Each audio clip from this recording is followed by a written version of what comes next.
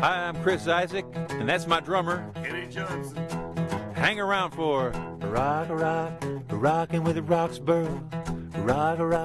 Rockin' with the Rocks. When Tim comes in, you got to rockin' with the Rocks. And the media had a lot to do with changing trends, and I think they needed to change disco. They needed to get away from that, and we became the great example, you know?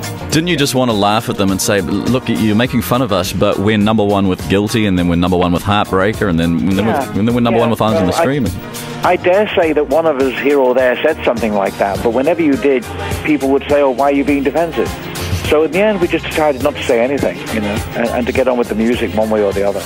Your Easy Breakfast, Tim and Alison, with Mind Food Magazine. Smart thinking to start your day. Easy makes it feels good. What a great song. Glen Campbell, I need a small who unfortunately... Didn't sound like that. Not remotely. In fact, Vivian, what do you wish had happened at the concert? I would have actually liked them to have cancelled the show before he got on stage, because it was embarrassing for us, and it must have been embarrassing for Glenn. People do get sick, and I would like them to give us a refund. Thanks, Vivian. Because his daughter sang, didn't he? Play guitar, basically, or whatever, and just his daughter sang. Yeah, if you haven't yet heard, it's been in the news, but Glen Campbell had laryngitis. And so the first show in Auckland apparently was excellent, no problems there, but by the time he got to Rotorua...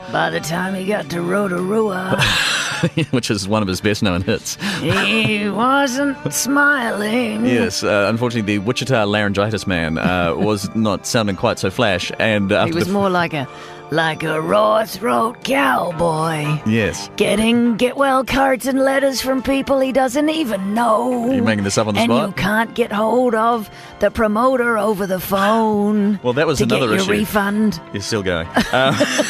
You're listening to All About Soul, a special showcase of soul and easy R&B with Tim Roxborogh on Easy Mix. Welcome along to the show, where tonight for our triple play theme, 3 songs by Michael Jackson, and not just any 3, but 3 from the album Thriller, because this month marks 25 years since Thriller was released. It is still the biggest selling album of all time. In the States, the Eagles have just overtaken it with their greatest hits album, but around the world, this is still number 1, 50 million copies sold. It had 7 US top 10 hits, and we're going to hear from Commodores bassist Ron LaPread, and Ron knew Michael Jackson quite well back in the early 70s when the Commodores were the Jackson 5's opening act. So some tales about being on the road with the Jackson 5, plus Ron's thoughts about Michael Jackson's trial, and on a happier note, the very first time that he remembers seeing the moonwalk. You are a friend of mine. It was said in California, if you ever saw Marvin Gaye and Ronald LaPread together, they look like brothers. Yeah, that's what your wife says. Yeah, because we both wore those skull hats. Yeah. And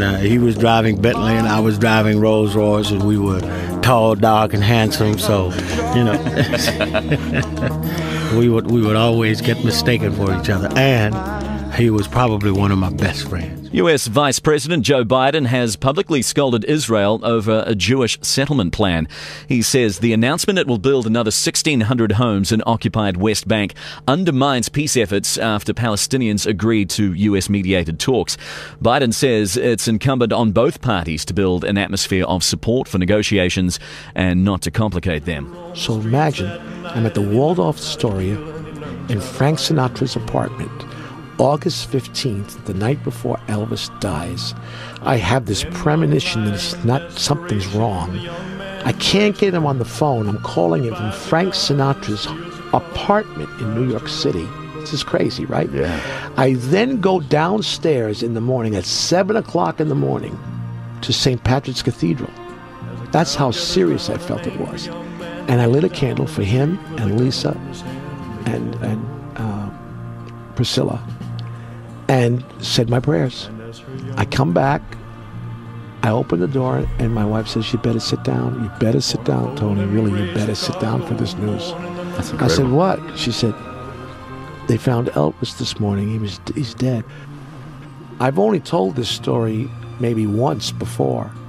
During that time and until now, didn't feel like it was even, I didn't bring it up, but since you brought it up, there's the story. Well, I'm honored. I do my research, but I hadn't realized that you knew Elvis that well, you know. I got a note from Elvis when I was 16 years old. I recorded a song called Halfway to Paradise, and I saved the note. And the note read, "Dear Tony, I love that record. It's on my jukebox, Elvis."